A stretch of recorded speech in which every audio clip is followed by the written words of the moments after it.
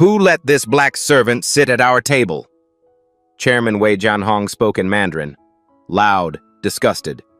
$2.1 billion on the line, and America sends us a black woman playing CEO. His deputy Liu Peng laughed. She probably cleaned this boardroom yesterday. Look at her skin. Her kind should be mopping floors, not touching contracts worth more than her entire bloodline. Wei leaned back. My father always said, you can dress a servant in silk, but black skin doesn't belong in a CEO chair. Simone Morrison sat perfectly still. Chairman Wei, welcome. Her voice stayed soft, humble. Is there anything I can get for you? Wei smirked at his deputy. See? The servant knows her role. They laughed. She lowered her eyes, said nothing. But her hand found the worn leather book hidden beneath the table. What happened next would cost Wei everything.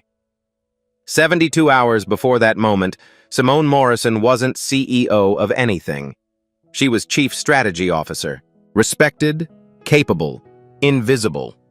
The kind of black woman who made herself small in meetings, who let white men take credit for her ideas, who survived corporate America by never threatening anyone's ego. She had learned the rules early. Speak last, smile often, never outshine the people who sign your paycheck. It worked.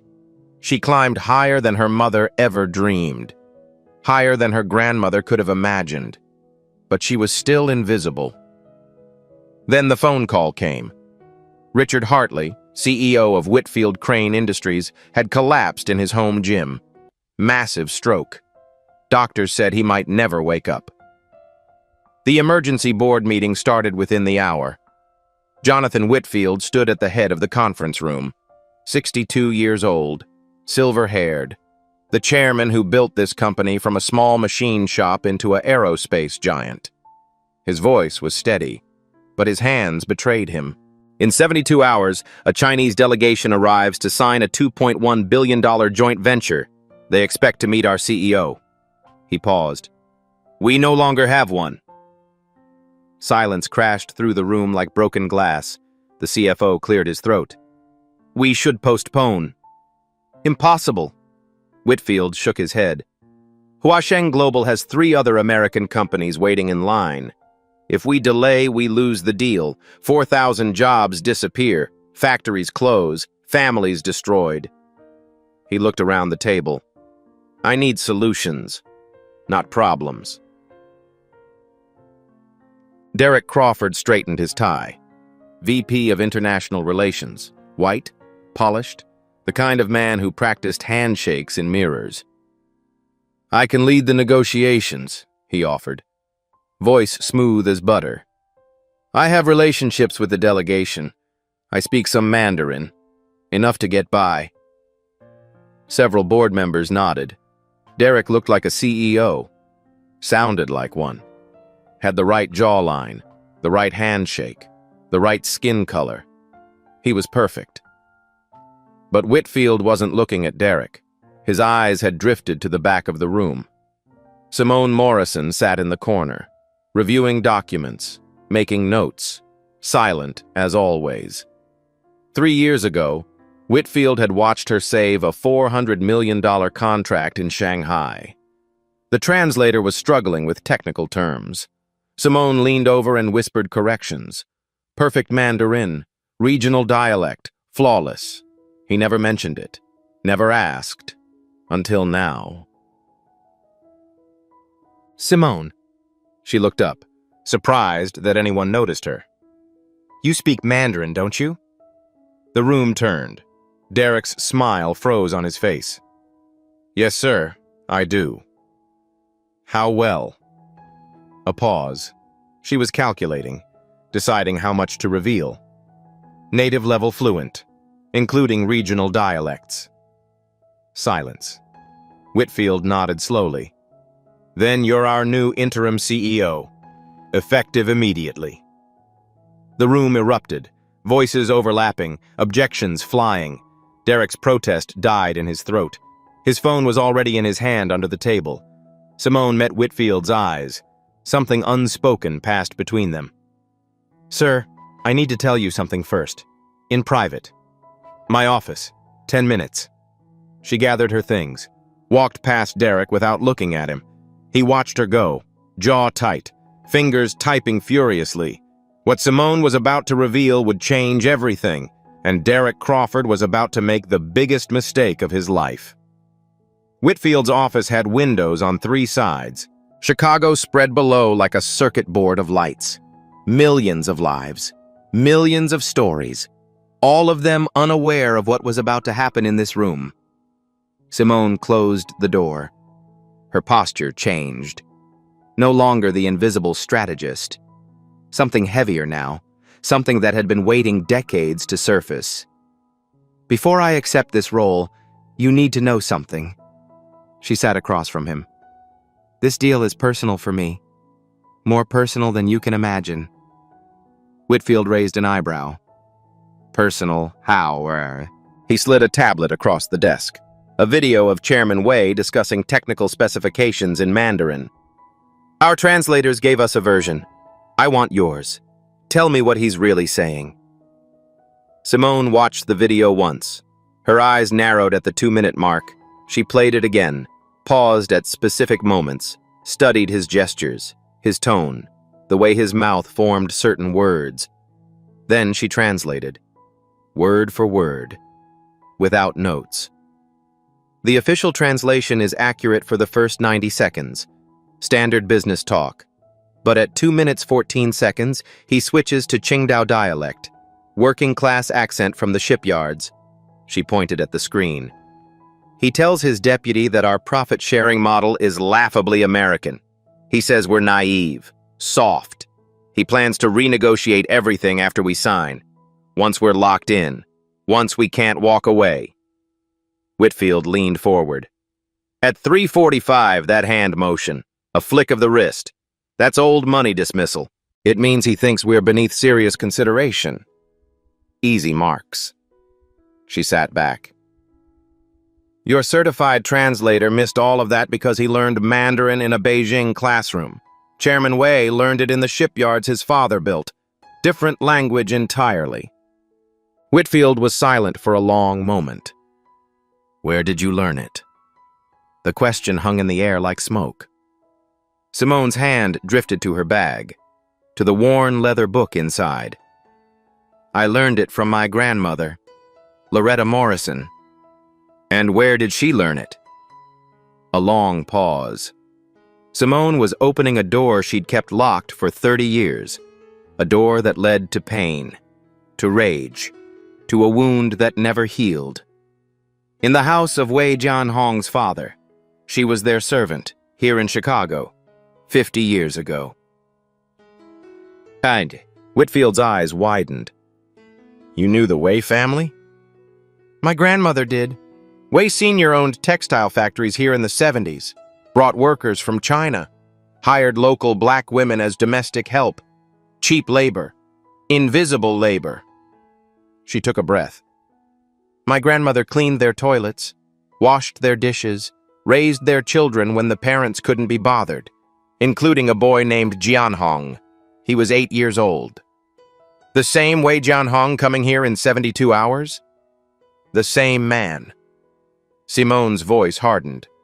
Though he won't remember. To him, my grandmother was just another black servant. A face without a name, a body without a story.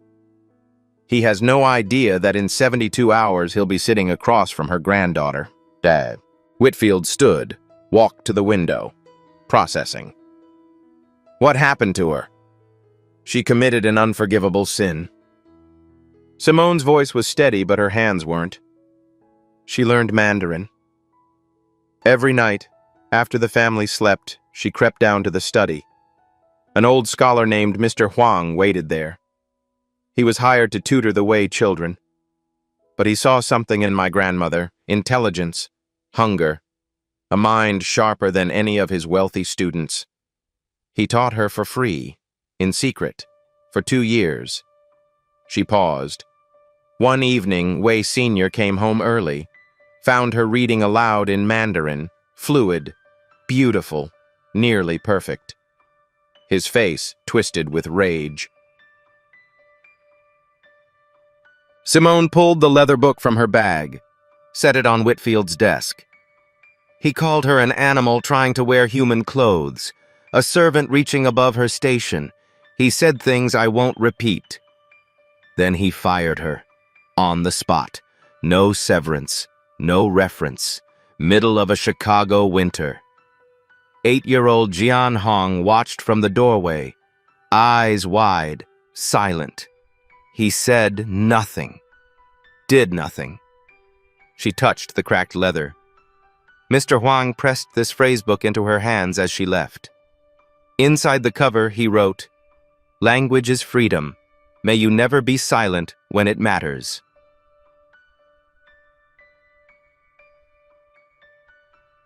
Your grandmother kept this?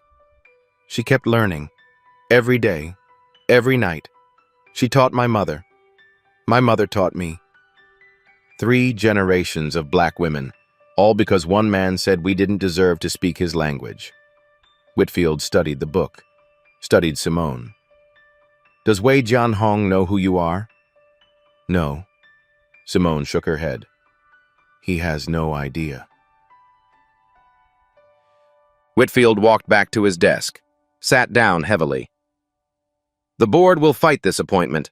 Derek has allies. They'll say you don't have the right profile. I know what they'll say. I don't care what they say. He met her eyes. I've waited 20 years to see the Wei family humbled. 20 years.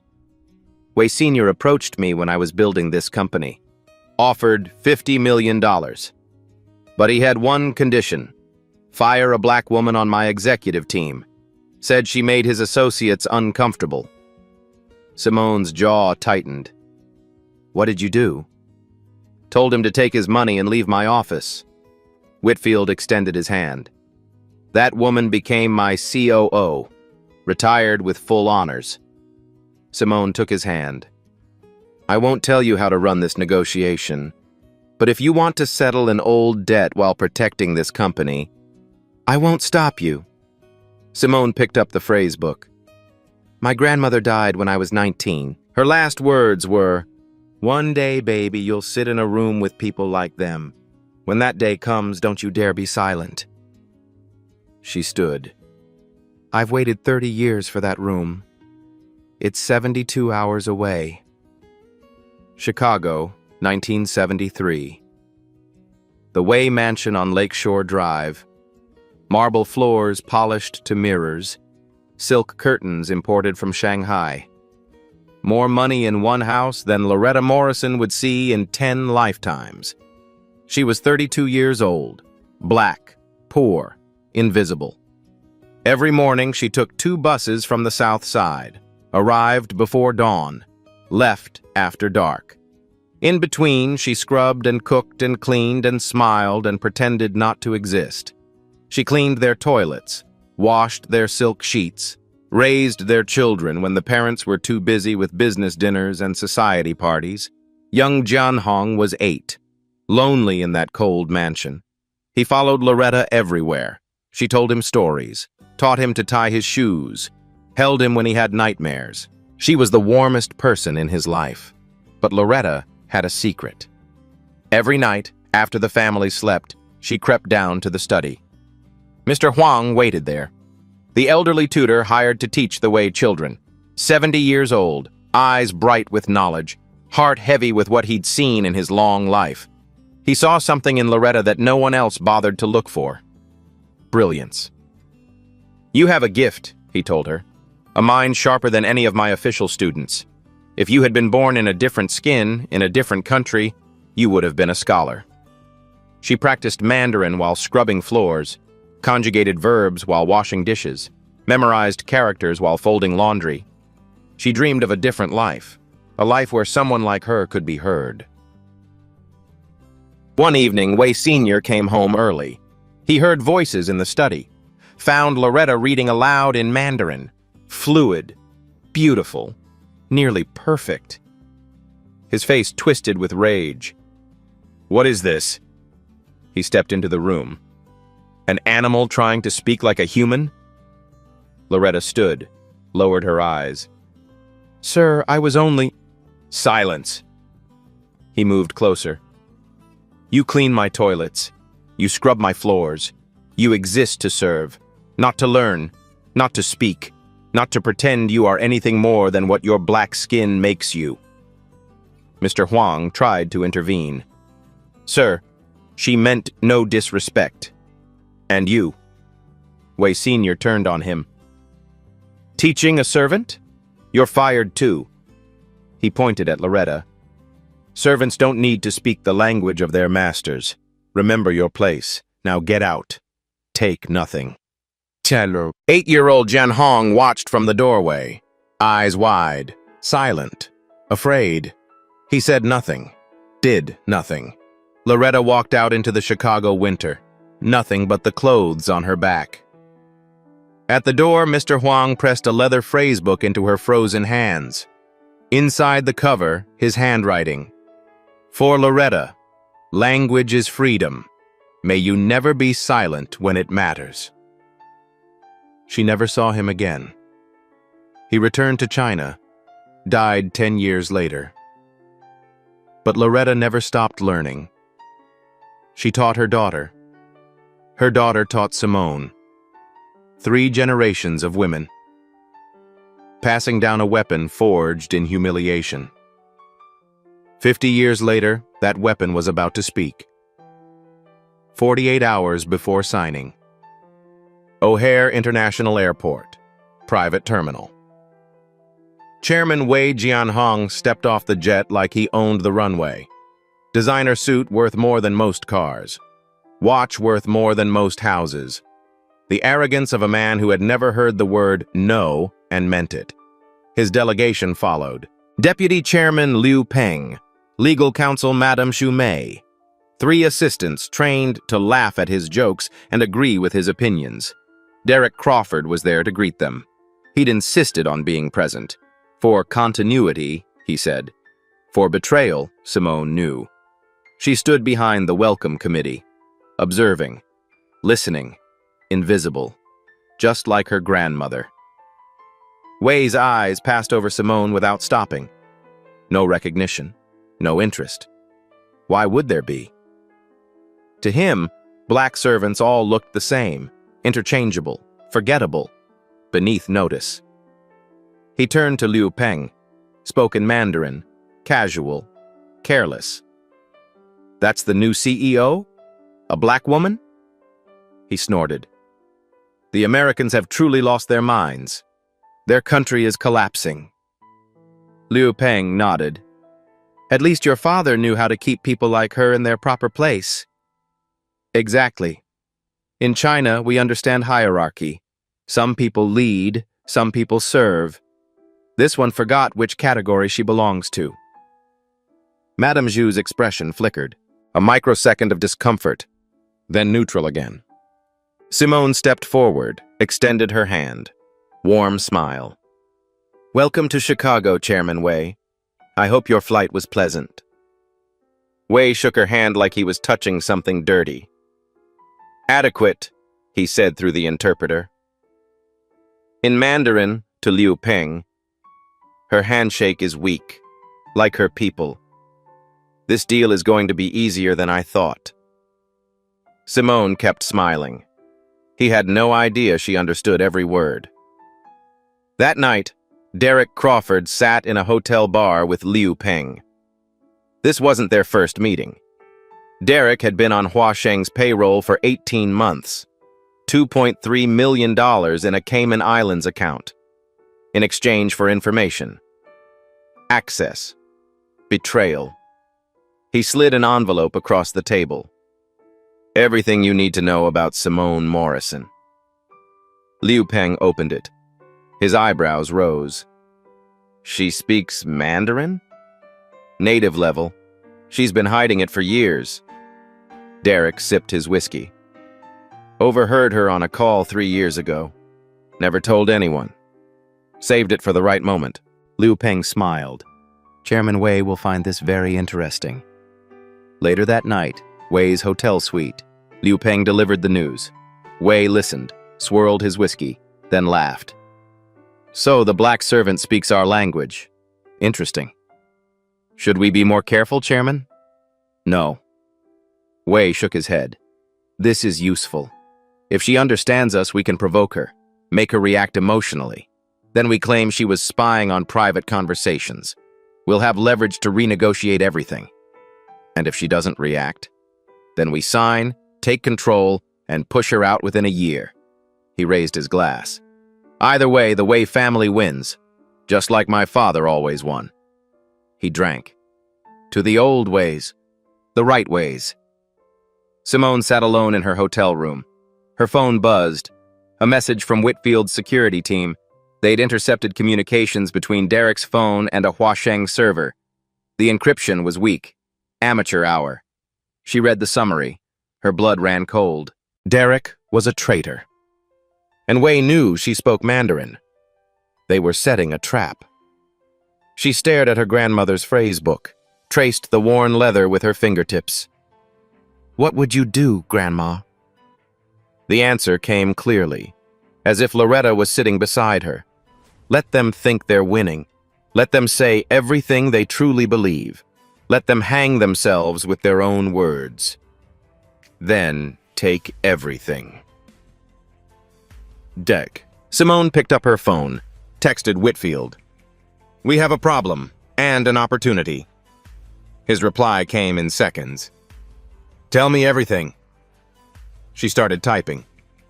Somewhere in the Chicago night, a trap was being set. But the trappers had no idea they were the prey. The servant's granddaughter was coming, and she was bringing 50 years of silence with her. 36 hours before signing. The emergency board meeting was a battlefield disguised as a conference room. Harrison Crane III led the opposition, grandson of the company founder, the kind of man who confused inheritance with intelligence and arrogance with leadership. Jonathan, with all due respect. He didn't have any respect, never did. Sending her to lead negotiations with a Chinese delegation is a mistake. Whitfield's voice was ice. What about it, Harrison? They're traditional, hierarchical. They'll expect someone who looks the part. You mean someone who looks like Derek? Silence. Or someone who looks like you. Crane's face reddened. I'm simply pointing out cultural considerations. The decision is final. Simone leads. End of discussion. The meeting ended, but Crane wasn't finished. He found Derek in the hallway, pulled him aside. Keep me informed. If she fails, I want to know before Whitfield does. Derek smiled, the smile of a man holding cards no one knew about. Oh, she'll fail. I guarantee it. Simone met with Whitfield privately. She told him about Derek, about the intercepted communications, about the trap being set. Whitfield's face darkened like a storm rolling in. You're certain? Certain enough. But if we move on him now, we tip our hand. He runs to Wei. They adjust their plan. We lose the advantage. What do you want to do? Simone's eyes were steady, cold, focused. I don't speak Mandarin for the next 36 hours. Not a word. Not a hint. Nothing. Let Wei think Derek's information was wrong. Let him get comfortable. Let him say things he would never say if he thought I understood. And then? On signing day, when his guard is completely down, when he's revealed exactly who he is, she touched the phrase book. I answer him, in his father's dialect, and I show him what servants really learn when masters aren't watching. That evening, Simone found Derek in a hallway. She cornered him, voice low, controlled. Derek, I know you wanted this position. I know you think you deserved it. He forced a smile, smooth, practiced. I'm just here to support the team, Simone. Good. Then support the team. Stay in your lane. She stepped closer, close enough to see the sweat forming on his forehead. And Derek? I know you've been talking to people you shouldn't. I don't know everything yet. She paused. But I will. His smile faltered. just for a second. Long enough. If I find out you've done anything to compromise this company, I will end your career in ways you can't imagine. She walked away. Derek watched her go, then pulled out his phone. A text to Liu Peng. She suspects something. Accelerate the plan. That night, Simone sat alone with the contracts, page by page, clause by clause, looking for the trap she knew was there. She found it in Appendix 7, Section 3, buried in technical language designed to confuse, a clause allowing Huasheng to renegotiate profit sharing after 18 months, unilaterally, without consent, hidden, intentional, a time bomb waiting to explode. They were planning to steal the company from the start. She photographed everything, sent it to Whitfield. Then she opened her grandmother's phrasebook, read her favorite passage aloud in Mandarin, the one Loretta used to recite while washing dishes. I am not afraid. I am ready. Simone didn't know it yet, but Derek's accelerated plan wasn't just about contracts. It was about her. In 12 hours, she would be framed for corporate espionage, suspended, humiliated, walked out of the building like a criminal, just like her grandmother 50 years ago. History was about to repeat itself. But history had never met Simone Morrison, and history had never seen what happens when a servant's granddaughter refuses to stay silent. 12 hours before signing, 6 in the morning. Simone's phone exploded her awake. Whitfield's voice was tight, urgent. Get to the office, now, don't talk to anyone. She arrived to find security waiting at the elevator. They escorted her to the boardroom, like a prisoner, like a criminal. Inside, Harrison Crane III, 3 board members, and Derek Crawford, looking grave, concerned, sad. The performance of his life. On the screen behind them, emails, phone records, bank statements, all showing that Simone Morrison had been selling company secrets to a competitor. $500,000 in an offshore account. Her name on everything. The evidence was perfect, detailed, damning, and completely fabricated. Crane spoke first, enjoying every word. Ms. Morrison, would you like to explain these transactions? Simone's mind raced. This was Derek's work, the accelerated plan. These documents are forged. I've never seen that account. The evidence speaks for itself. Crane cut her off. Given the severity, the board moves to suspend Ms. Morrison pending investigation. She looked at Whitfield. His hands were tied. If he defended her now, he looked complicit, part of the conspiracy. But his eyes met hers. A message she could read clearly. I believe you. Play along. I'm working on something. Security took her badge. They escorted her through the office, past colleagues who suddenly couldn't meet her eyes, past the assistants she'd mentored, past Derek, who shook his head in theatrical sadness. Such a shame. I warned them she wasn't ready for this level. The elevator doors closed on her face. She was walked out the front entrance, the same way her grandmother was walked out of the Way Mansion 50 years ago. Same city, same humiliation, same silence, history repeating. So, Simone sat in her car. Parking garage, alone. The concrete walls pressed in, cold, gray, suffocating. She pulled out the phrasebook, opened it to the inscription. May you never be silent when it matters. Her hands shook. Tears threatened to fall. Is this how it ends? 50 years later, the same story? Grandmother walked out in winter. Granddaughter walked out in shame. Both destroyed by the same family. Her phone buzzed. Unknown number.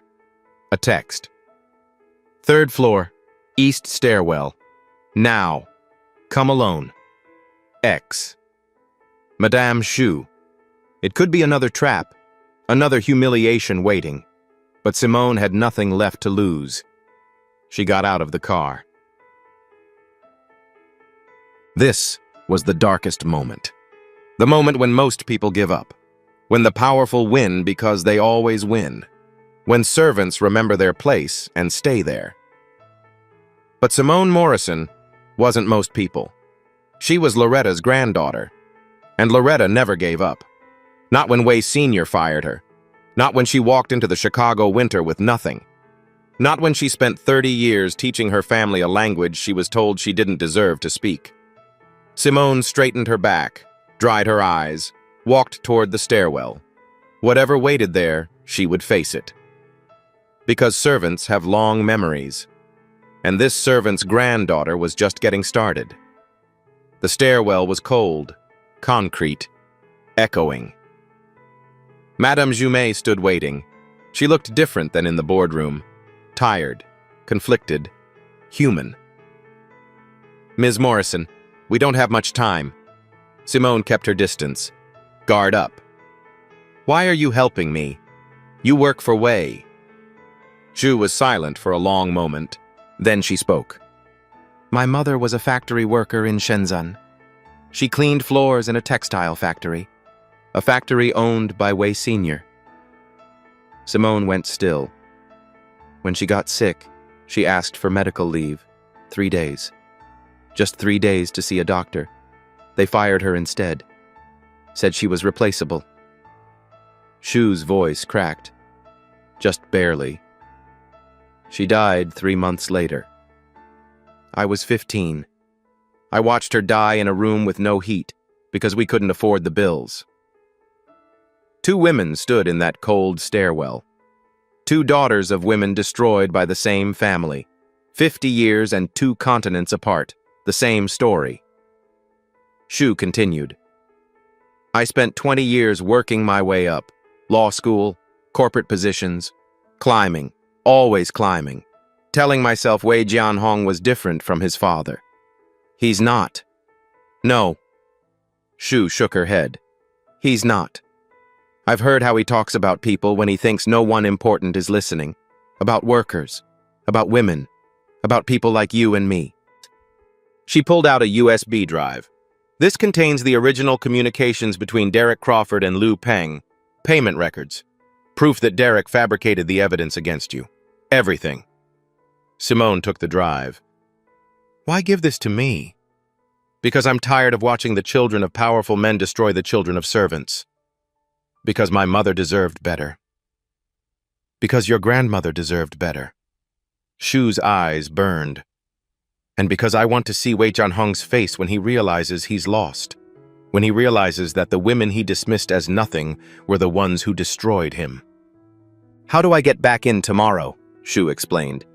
Whitfield will have this evidence by morning. He'll clear you, quietly. No announcement. You walk into that boardroom uninvited. Derek won't expect it. Wei won't expect it. No one will. And then, Shu's eyes met hers. Then you do what your grandmother never got to do. You speak, in his language, in his father's dialect. You show him that the servants were always listening. Simone held the USB drive in one hand, the phrasebook in the other. My grandmother used to say, let the fool speak, the truth will answer. Tomorrow, Wei Jianhong will speak, and I will answer. That night, Whitfield reviewed the USB drive at his home. His face cycled through emotions, shock, anger, cold determination. He called his head of security. I need everything on Derek Crawford, every email, every call, every meeting for the past 2 years. A pause. And Harrison Crane. I want to know exactly what he's been whispering to the Chinese delegation. Every word. By midnight, he had enough evidence to destroy them both. He texted Simone one word. Ready. She replied. Always. Bad. Somewhere in Chicago, a trap waited. But the trappers had become the trapped. Wei thought he was hunting a helpless black woman. Derek thought he was about to become wealthy beyond his dreams. Crane thought he was about to take control of the board. None of them understood what they were facing. Simone Morrison wasn't just a CEO. She was the end of a 50-year story.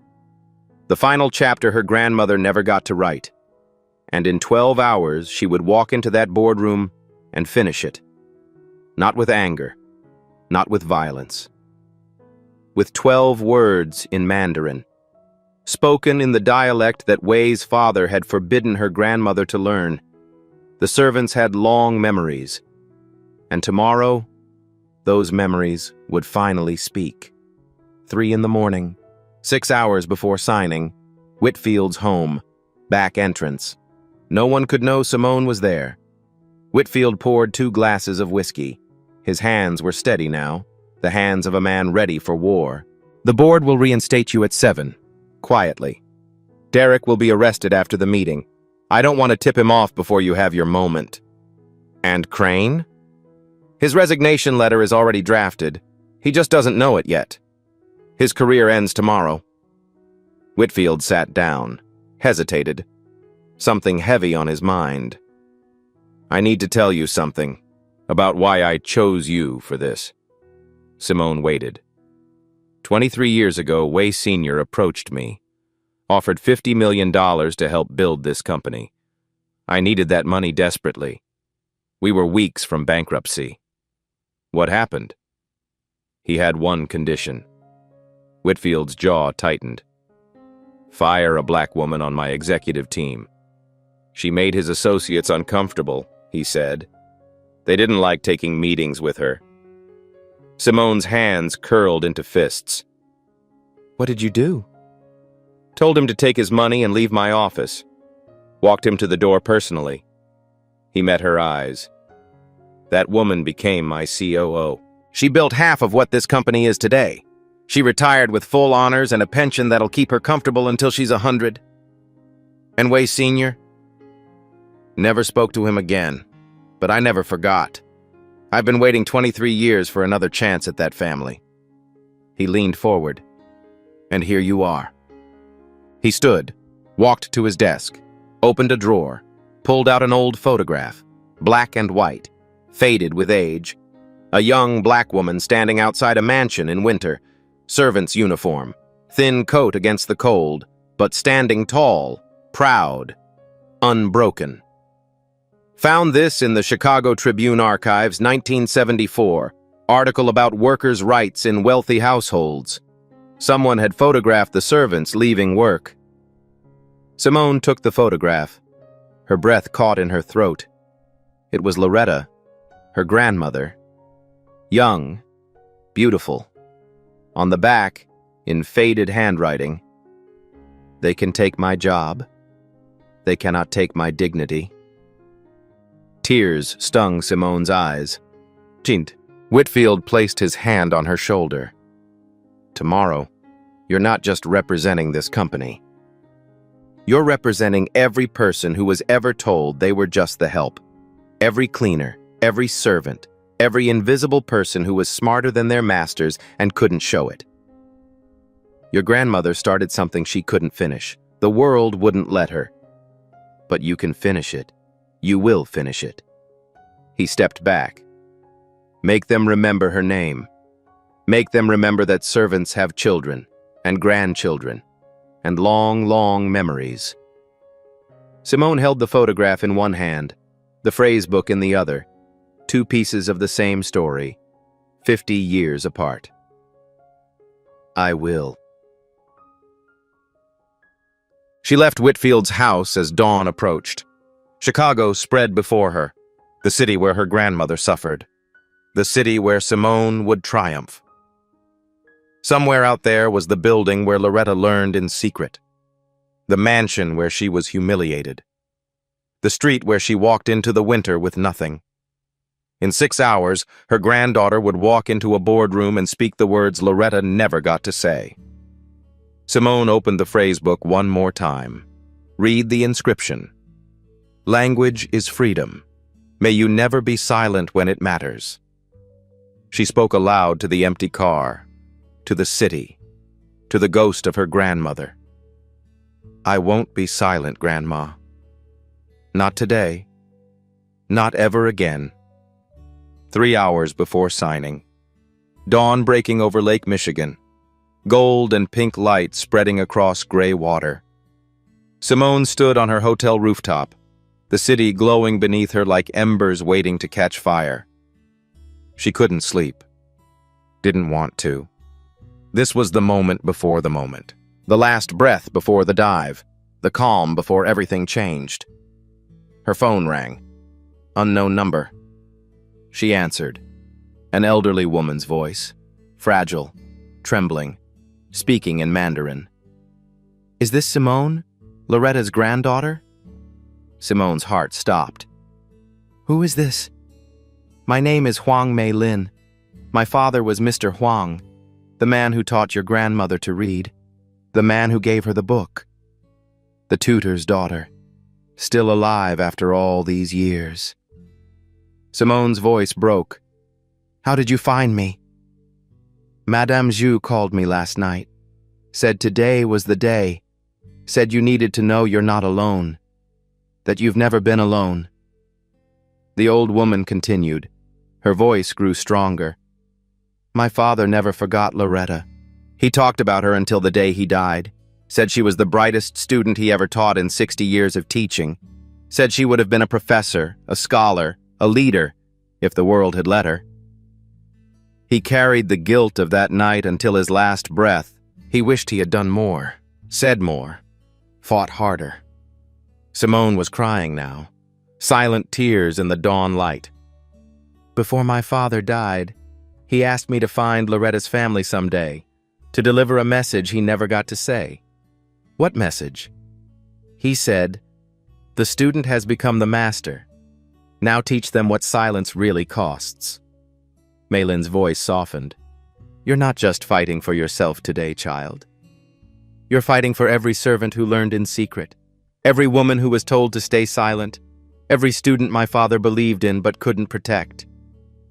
You're fighting for my father, for your grandmother, for my mother, for Shu's mother, for all the invisible people who built empires for masters who never learned their names. Win, Simone. Win for all of us." The line went dead. Simone stood alone on the rooftop, the phrase book in one hand, the photograph in the other. Loretta, Mr. Huang, Mei Lin, Shu's mother, her own mother. All of them watching, all of them waiting, all of them with her. She spoke aloud, to the wind, to the rising sun, to the ghosts. "I will not be silent, grandmother. I will speak for you, for all of you." Today, the servants answer. The sun rose higher over Lake Michigan, golden light on gray water. A new day, the last day of Wei Jianhong's empire. Simone checked her watch. 3 hours. She went inside to get ready. Navy suit, power cut, impeccable. She tucked the phrase book into her jacket, slipped the photograph into her pocket, looked at herself in the mirror. A black woman in a suit, a servant's granddaughter, a CEO. All three at once. And today, all three would speak. 9 in the morning. The 40th floor. The same boardroom from the beginning of this story. Contracts ready, pens waiting, everyone in position. Chairman Wei Jianhong sat at one end of the table, confident, triumphant. He'd already won in his mind. The black woman was destroyed. The deal was his. Derek Crawford sat where Simone should have been, named acting lead for the signing, practically glowing with stolen victory, already spending his Cayman Islands money in his head. Liu Peng reviewed documents, made notes, played his part. Madame Shu sat quietly at the far end, her phone in her pocket, recording everything. Jonathan Whitfield sat at the side, looking defeated, shoulders slumped, playing his part perfectly. Harrison Crane III smirked from the corner, already planning his takeover. Security stood at the doors, everything according to Wei's plan. Wei made his speech through the interpreter. Today marks a historic partnership, East meets West. We are pleased that recent complications have been resolved appropriately. Then he turned to Liu Peng, spoke in Mandarin, casual, careless, arrogant. The black woman is finished. Derek did excellent work. My father always said Americans are easy to manipulate, soft, sentimental, stupid. Liu Peng nodded. Wei laughed. Wei, 50 years ago, my father showed a black servant her place. Threw her into the street like garbage. Today, I've done the same to her granddaughter. The Wei family always wins. Always. Derek didn't understand a word. He just smiled. Thought he was about to become rich. Wei picked up his pen. Let's make history. The boardroom doors slammed open. Simone Morrison walked in. Navy suit, power cut, impeccable. In her hand, the leather phrase book. The photograph of Loretta. Every head turned. Security moved to stop her. Whitfield stood. His voice cut through the chaos. Let her through. Crane sputtered. She was suspended. She has no right. Reinstated. Whitfield's voice was ice. 20 minutes ago, along with evidence that Derek Crawford has been committing corporate espionage for 18 months. Derek's face went white. Simone walked to the head of the table. Her heels clicked on marble. Each step a heartbeat. Each step a year of waiting. 50 years of silence walking toward its end. She stopped at the head of the table, stood tall, unafraid. Chairman Wei, before you sign, there are some matters to address. Wei forced a smile, condescending, amused. Ms. Morrison, I'm sorry for your difficulties, but this meeting is for authorized executives only. Perhaps you can wait outside until we're finished. To Liu Peng, in Mandarin, she's desperate, pathetic. Let her speak. It changes nothing. Simone opened her folder. Derek Crawford. Derek's head snapped up. 18 months ago, you opened an account in the Cayman Islands. Account number ending in 7742. That's ridiculous. Since then, you've received $2.3 million from a Huasheng subsidiary. In exchange, you provided confidential documents, sabotaged internal candidates, and fabricated evidence to frame me for crimes I didn't commit. She slid papers across the table. Bank records, emails, communications, all verified. She looked at him. Would you like to explain them to the board, or should I continue?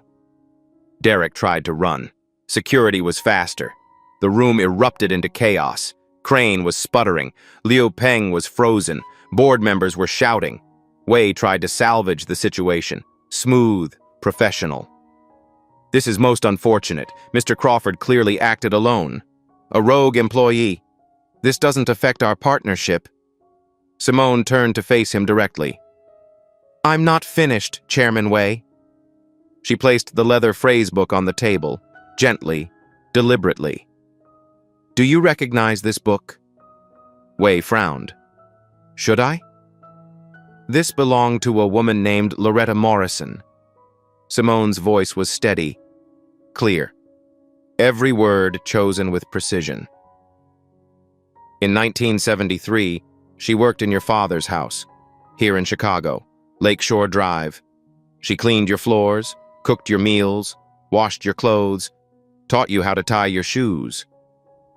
Wei's frown deepened, ancient memory stirring. Marie, a face from childhood. Warm hands, gentle voice. One night your father found her learning Mandarin. He fired her on the spot, called her an animal, said servants don't need to speak the language of their masters. Simone paused. She was my grandmother. Wei's face cycled through emotions. Recognition, shock, and then something ugly. Dismissal. He turned to Liu Peng, spoke in Mandarin.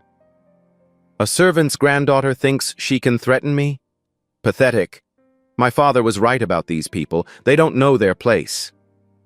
Simone looked directly at him, and she replied, in flawless Mandarin, in the Qingdao dialect, his father's accent, working class, shipyard, the language of Wei Sr.'s childhood. Chairman Wei, I understood every word. Wei's face drained of all color. Every insult at the airport, every joke in the car, every time you mentioned your father with pride, every time you called me a servant. She leaned forward. Her voice dropped, cold as Chicago winter. You called me a servant's granddaughter. You're right, I am. But my grandmother didn't just learn your language, she mastered it, she passed it down. 3 generations of black women, all of us listening, all of us waiting, all of us remembering. The room was silent, frozen. Wei couldn't move, couldn't speak. Simone continued, still in Mandarin, still in his father's dialect. Your father silenced my grandmother, threw her into the snow, told her servants don't deserve to speak. He could not silence her legacy. And today, that legacy ends your $2 billion dream.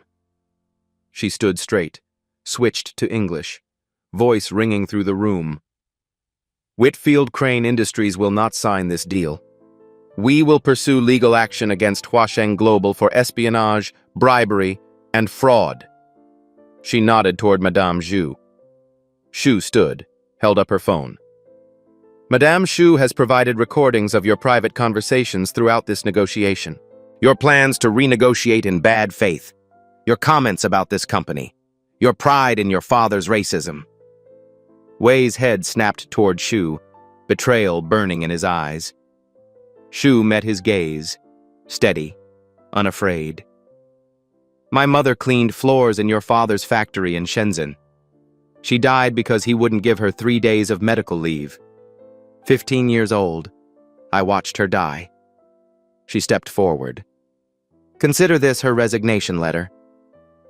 Simone gathered the unsigned contracts, then stopped, looked at Wei one final time, spoke in Mandarin. 12 words, clear and precise. The servant's granddaughter just ended your deal. Remember your place. She placed the phrasebook on the table, Loretta's photograph beside it. Keep these, so you never forget what servants' children become when you're not watching. She walked out, heels clicking on marble, each step an exclamation point. Behind her, chaos. Wei screaming at his team in Mandarin, threats, accusations, panic. Derek being led away in handcuffs. His dreams of wealth turning to prison time. Crane backing toward the door, looking for an exit that didn't exist. Liu Peng gathering papers, trying to salvage nothing. Whitfield caught Simone's eye as she passed. He nodded once. The debt was paid. 50 years, 3 generations, 1 worn leather book, and 12 words that ended everything. Loretta Morrison never got to see this day. But somehow, Simone knew she was watching. The servant's granddaughter had spoken, and the masters would never forget the sound of her voice. The news broke within hours. Every network, every website, every feed. Whitfield Crane executives arrested in espionage scandal. 2.1B deal collapses amid fraud allegations. Chinese chairman faces investigation after secret recordings surface. Black CEO responds to racist insults in Fluent Mandarin, ends billion-dollar deal. The stock dipped briefly, 3%, then surged 12% as investors praised the company's integrity. Derek Crawford was charged with corporate espionage and fraud. His confession named Wei's instructions, every detail, every payment, every lie. When reporters asked for comment, he said only this: I underestimated her. That was my mistake. He would serve 8 years in federal prison. Harrison Crane III resigned within the hour, quietly, completely. His family name couldn't save him. His grandfather's legacy couldn't protect him. His career was over before lunch. Back in Shanghai, Wei Jianhong faced a reckoning of his own. Shu's recordings revealed more than the American deal. Patterns of bribery across multiple partnerships. Deception spanning a decade. Fraud in 6 countries. Huasheng's stock plummeted 40% in a single day. The board demanded his resignation. Government investigators came calling. A reporter caught him leaving headquarters for the last time. "Chairman Wei, any comment on the allegations?" He said nothing, but his face said everything. The son had fallen further than the father ever rose. 3 months later. Whitfield Crane announced a new joint venture, $1.8 billion with Jingshan Aerospace, a smaller Chinese consortium. Family-owned, ethical, transparent. The deal included worker protections, fair profit sharing, accountability measures that Wei would never have agreed to. At the signing ceremony, Madame Xu Mei was present. As Jingshan's new chief ethics officer, she and Simone exchanged a look across the table. 2 daughters of servants, 2 women who chose justice over silence. No words needed. The Chicago Tribune ran a feature story. The granddaughter's answer, how a 50-year-old insult ended a billion-dollar deal. Loretta Morrison's photograph went viral. The image of her standing outside the Wei mansion in winter. Servant's uniform. Thin coat, standing tall. Shared millions of times. Former servants from Wei Sr.'s businesses came forward. Stories that had been buried for decades. A pattern of abuse finally exposed. Loretta became a symbol, not of victimhood, of resistance. Simone returned to her office, her permanent office now. CEO, official, permanent. On her desk, a shadow box from Whitfield. Inside, a new leather phrase book, a copy of Loretta's photograph, and a plaque with Mr. Huang's inscription, "Language is freedom. May you never be silent when it matters." A note from Whitfield. "Your grandmother's book served its purpose. It belongs to Wei now, a reminder of his shame. This one is for the next generation." Her phone buzzed. A text from Shu. "Your grandmother would be proud. So would my mother. So would Mr. Huang. The servants won." Simone set down the phone, looked out at Chicago, the city where Loretta suffered, the city where Simone triumphed. Somewhere out there, another little girl was learning a new language, another servant's child dreaming of more. The chain continued. A knock at the door. A young black woman from the mailroom, Keisha Williams, 22 years old, eyes bright with nervous courage. "Ms. Morrison? I'm sorry to bother you." "It's fine, Keisha. Come in." "What is it?" "I read the article. About your grandmother. About everything." She paused, gathered herself.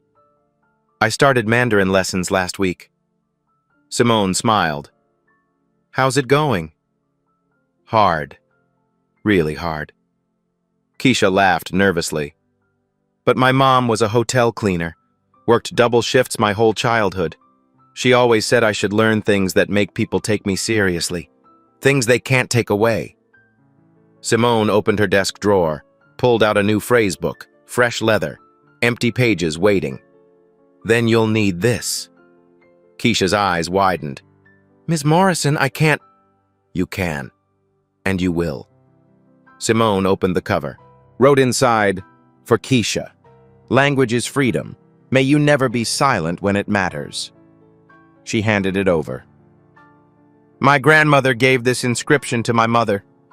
My mother gave it to me. Now I'm giving it to you. One day you'll give it to someone else.